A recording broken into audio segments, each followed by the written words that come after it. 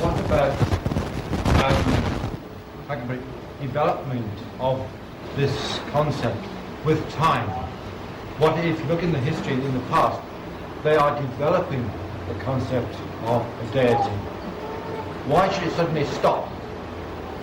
Yes. At a period? Yes.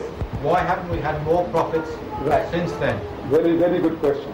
You see, when a thing reaches perfection, look, mankind, our scientists are telling us that we have evolved from some primitive state, from monkeys and from the amoeba and what not, Now we have become perfect man. And evolution was taking place, they say, for thousands of years, millions of years. And now we have reached the stage, we said now we are created in the image of God, a masterpiece. But why has it stopped? Let's say, let's stand to reason that we say, now look at this hand. Can you imagine improving on this? Add another finger, add another thumb, add 10 fingers. You think you can do a better job? Will you be able to do a better job than this? No. So he said, now once it reaches perfection, anything you add to it is an abnormality. So in the religious history of man, the Muslims said that this is the last and final revelation of God. Jesus Christ, he told his people before he departed, he said, I have yet many things to say unto you, but ye cannot bear them now. You haven't got that capacity. Like for example, instead of you, my grown-up brothers and sisters, only your little children had come, what would I do? Entertain them, Father Christmas, Santa Claus, and some funny things. I have to say some funny stories to make them happy. What else can I do? I could not have spoken what I'm speaking to you now.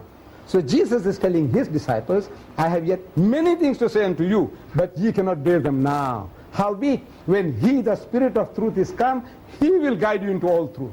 He will. Man hasn't finished evolving yet.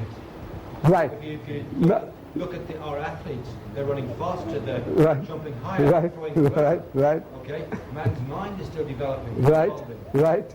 Now for that you need guidance.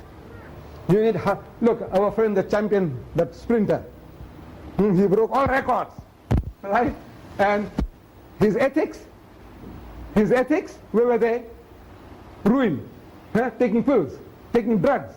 So in other words, look, with all your physical developments, without that guidance about right and wrong, you are still an animal. You can become faster, stronger, all that, but your behavior pattern is that of an animal.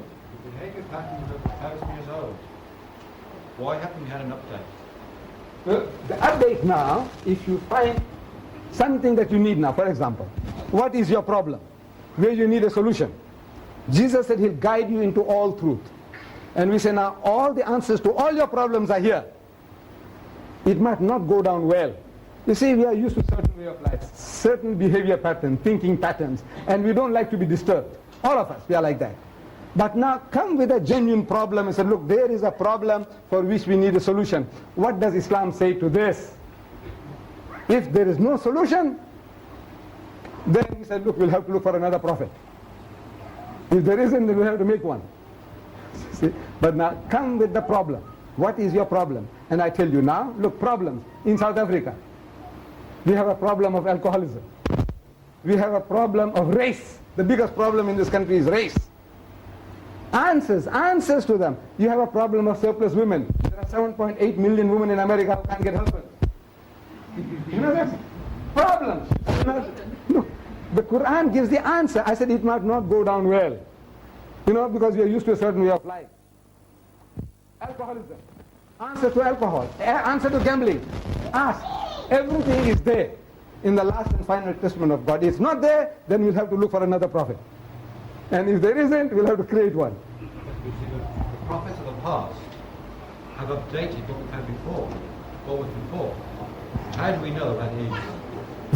The claim is there that this is the last and final revelation. No. Right now you put it to the test. You see, once a person makes a claim, I say I'm the strongest man in the world. He said, yes. He said, look, here's a 200-pound barbell. Can you lift it? I said, no. So he said, that's a test. Finished. He said, look, you're the strongest man in the world, and you can't carry 200 pounds weight. So put it to the test. And the book is challenging. He said, come on, put it to the test. The teachings.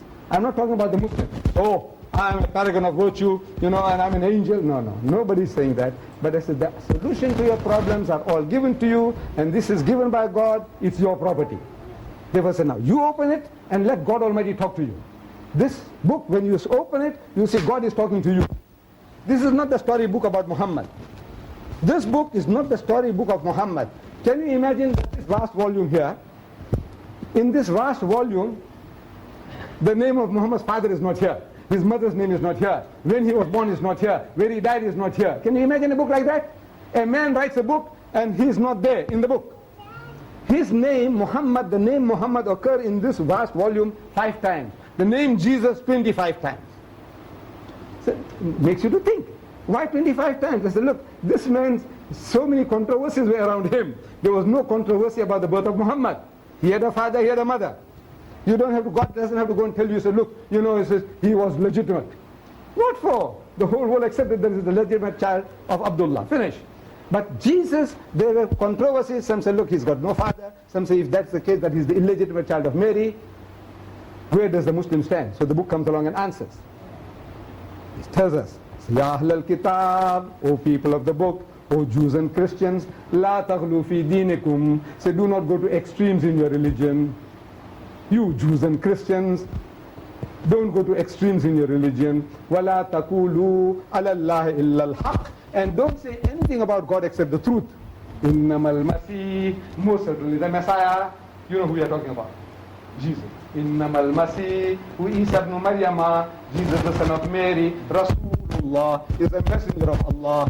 وَكَلِمَتُهُ, and a word proceeding from him. أَلْقَاهَا إِلَى مَرْيَمُ وَرُوحٌ مِّنْهُمْ, which he bestowed upon Mary, and a spirit proceeding from him. فَآمِنُوا بِاللَّهِ وَرُسُلِهِ, so believe in Allah and his messenger. That's what Jesus said. This is life eternal, that they should know thee, the only true God, and Jesus Christ whom thou hast sent. That is what the book is telling you. So look, this man Jesus was born miraculously. He is not the illegitimate child of Mary, and he is not God. He's not his begotten son, but he's a messenger of God. As such, love him, respect him, revere him, follow him, but don't worship him. This is what the book says. So now when you read it, you say, look, this thing seems to be something objective. It's not something, a man is just trying to score points. Yes.